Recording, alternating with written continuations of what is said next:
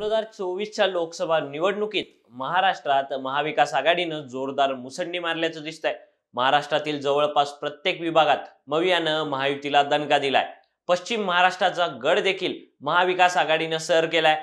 पश्चिम महाराष्ट्रातील पुणे, मावळ, शिरूर, बारामती, कोल्हापूर, हातकणंगले, सांगली, सातारा, सोलापूर आणि माढा या 10 लोकसभा मतदारसंघांपैकी 4 जागांवर महायुती, 5 जागांवर महाविकास आघाडी तर एका जागेवर काँग्रेसचे बंडखोर अपक्ष विशाल पाटील यांनी विजय मिळवलाय। याच 10ही जागांवरील निकाल आपण या व्हिडिओतून जाणून घेणार आहोत। नमस्कार, मी प्रणव ढमाले, तुम्ही पाहताय फॉर द पीपल न्यूज। पुढे जाण्यापूर्वी आपण आमच्या चॅनलला सबस्क्राइब करा, लाईक व फॉलो जरूर करा। भारत दुनिया का सबसे बड़ा लोकतंत्र और एनएलसी भारत देश का सबसे बड़ा गैर राजनीतिक मंच। शक्तिशाली लोकतंत्र के लिए राहुल कराट का सार्थक कदम। मुंबई में हुआ ऐतिहासिक प्रथम राष्ट्रीय विधायक सम्मेलन।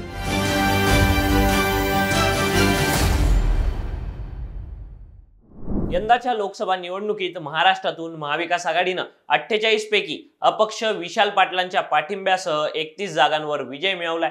मवियाच्या या विजयामुळेच महायुतीला चांगलाच धक्का बसल्याचं समोर आलंय। मवियानं जिंकलेल्या या 31 जागांपैकी 6 जागा एकट्या पश्चिम महाराष्ट्रातून जिंकल्यात। यातील पश्चिम महाराष्ट्रात महाविकास आघाडीनं जिंकलेली पहिली जागा आहे ती बारामतीची। यंदा पश्चिम महाराष्ट्रातील बारामती लोकसभा मतदारसंघाच्या जागेवर संपूर्ण देशाचं लक्ष लागलं होतं। बारामती लोकसभा मतदारसंघातून यंदाही विद्यमान खासदार सुप्रिया सुळे यांनी तब्बल 1,58,033 मतांनी विजय मिळवलाय। राष्ट्रवादी काँग्रेसमध्ये झालेल्या फुटीनंतर बारामती लोकसभा मतदारसंघाकडे सगळ्यांचं लक्ष होतं। अशा परिस्थितीत अजित पवार आणि शरद पवार यांच्यासाठी ही लढाई प्रतिष्ठेची बनली होती। यावेळी शरद पवारांच्या राष्ट्रवादीकडून सुप्रिया सुळे तर अजित पवारांच्या नेतृत्वातील राष्ट्रवादीकडून सुनेत्रा पवार निवडणुकीच्या रिंगणात होत्या। यावेळी सुप्रिया सुळे यांना एकूण 7,32,312 तर सुनेत्रा पवारांना एकूण 5,73,979 मते मिळाली। विशेष म्हणजे 2019 पेक्षा जास्त मतं आणि मताधिक्य घेत सुप्रिया सुळेंनी या प्रतिष्ठेच्या लढाईत बाजी मारत सलग चौथ्यांदा खासदार होण्याचा मान मिळवलाय। पश्चिम महाराष्ट्रातून मवियानं जिंकलेली दुसरी जागा आहे ती शिरूरची। बारामतीप्रमाणे शिरूर लोकसभा मतदारसंघाची जागाही अजित पवारांनी प्रतिष्ठेची बनवली होती। या ठिकाणी राष्ट्रवादी काँग्रेस शरदचंद्र पवार पक्षाचे अमोल कोल्हे विरुद्ध राष्ट्रवादी काँग्रेसचे शिवाजीराव आढळराव पाटील असा सामना झाला। यावेळी अमोल कोल्हेंना एकूण 6,98,692 तर आढळराव पाटलांना एकूण 5,57,741 मते मिळाली। या लढतीत अमोल कोल्हेंनी 1,40,951 मतांनी विजय मिळवला। पश्चिम महाराष्ट्रातून मवियानं जिंकलेली तिसरी जागा आहे ती सोलापूरची। गेल्या 10 वर्षांपासून सोलापूर भाजपचा गड असल्याचं चित्र निर्माण झालं होतं। 2019 साली सोलापूर लोकसभा मतदारसंघातून काँग्रेसचे ज्येष्ठ नेते सुशील कुमार शिंदे यांना भाजपच्या जय सिद्धेश्वर शिवाचार्य यांनी पराभूत केलं होतं। याच पराभवाचा बदला घेण्याची जबाबदारी काँग्रेसनं सुशील कुमार यांची कन्या प्रणिती शिंदे यांच्या खांद्यावर सोपवली। यावेळी प्रणिती शिंदे यांच्या समोर भाजपच्या राम सातपुते यांचं आव्हान होतं। या लढाईत प्रणिती शिंदेंना एकूण 6,20,225 तर भाजपच्या राम सातपुतेंना 5,46,028 मतं मिळाली। यावेळी प्रणिती शिंदेंनी 74,197 मतांनी विजय मिळवला। विशेष म्हणजे विजयासह प्रणिती शिंदेंनी सोलापूरच्या पहिल्या महिला खासदार होण्याचा बहुमानही पटकावला। मवियानं पश्चिम महाराष्ट्रात जिंकलेली चौथी जागा आहे माढ्याची। माढा हा शरद पवारांचा बालेकिल्ला समजला जातो। अशा परिस्थितीत माढ्याचा गड राखण्यासाठी शरद पवारांनी धैर्यशील मोहिते पाटलांना रिंगणात उतरवलं तर भाजपनं या ठिकाणाहून रणजितसिंह नाईक निंबाळकरांना लोकसभेचं तिकीट दिलं। यावेळी मोहिते पाटलांना एकूण 6,22,213 तर रणजितसिंह नाईक निंबाळकरांना एकूण 5,01,376 मतं मिळाली। या लढतीत धैर्यशील मोहिते पाटलांनी 1,20,837 मतांनी विजय मिळवला। पश्चिम महाराष्ट्रातून मवियाला मिळालेली 5वी जागा आहे ती कोल्हापूरची। कोल्हापूरची यंदाची लढत ही चांगलीच चर्चेत राहिली, कारण या ठिकाणाहून शिंदेच्या शिवसेनेकडून विद्यमान खासदार संजय मंडलिक यांना पुन्हा एकदा संधी देण्यात आली होती, तर मवियाकडून या ठिकाणी काँग्रेसच्या चिन्हावर शाहू महाराज छत्रपती निवडणुकीच्या रिंगणात होते। या लढतीत शाहू महाराज छत्रपती यांनी तब्बल 1,54,964 मतांनी विजय मिळवला। यावेळी संजय मंडलिकांना एकूण 5,99,558 तर शाहू महाराज छत्रपती यांना एकूण 7,54,522 मतं मिळाली। कोल्हापूरप्रमाणेच पश्चिम महाराष्ट्रातील सांगली लोकसभा मतदारसंघाची जागाही चांगलीच चर्चेत राहिली। या ठिकाणी काँग्रेस आणि शिवसेना उद्धव बाळासाहेब ठाकरे या मवियाच्या मित्रपक्षातील अंतर्गत वाद चांगलाच चर्चेत राहिला।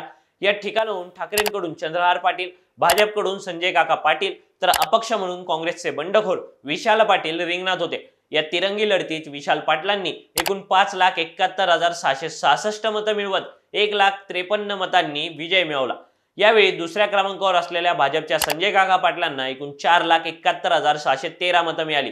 विशाल पाटील अपक्ष म्हणून निवडून आले असले तरी विजयानंतर त्यांनी काँग्रेसचे राष्ट्रीय अध्यक्ष मल्लिकार्जुन खरगे यांच्याकडे पाठिंब्याचं पत्र सुपूर्द केलंय। त्यामुळे सध्या सांगलीची जागाही मवियाकडे आहे असं म्हणता येतं। आता येऊयात पश्चिम महाराष्ट्रातून महायुतीनं जिंकलेल्या जागांकडे। महायुतीला पश्चिम महाराष्ट्रात मिळालेली पहिली जागा आहे ती साताऱ्याची।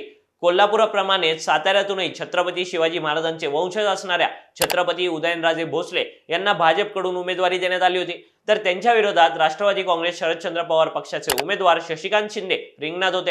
यावेळी छत्रपती उदयनराजे भोसले यांना एकूण 5,71,134 तर शशिकांत शिंदेंना 5,38,363 मतं मिळाली। या लढतीत छत्रपती उदयनराजे भोसले यांनी 32,771 मतांनी विजय मिळवला। महायुतीनं पश्चिम महाराष्ट्रातून जिंकलेली दुसरी जागा आहे ती हातकणंगलेची। या ठिकाणावर शिंदेच्या शिवसेनेचे धैर्यशील माने, ठाकरेंच्या शिवसेनेचे सत्यजित पाटील आणि स्वाभिमानी शेतकरी संघटनेचे राजू शेट्टी यांच्यात तिरंगी लढत झाली। या लढतीत धैर्यशील मानेंनी 13,426 मतांनी विजय मिळवला। यावेळी धैर्यशील मानेंना एकूण 5,20,190 तर दुसऱ्या क्रमांकावर राहिलेल्या सत्यजित पाटलांना 5,06,764 मतं मिळाली। पश्चिम महाराष्ट्रातून महायुतीच्या पारड्यात पडलेली तिसरी जागा आहे ती मावळची। मावळमधून यंदाही शिंदेच्या शिवसेनेकडून सलग 2 वेळा निवडून आलेल्या विद्यमान खासदार श्रीरंग बारणेंना उमेदवारी देण्यात आली।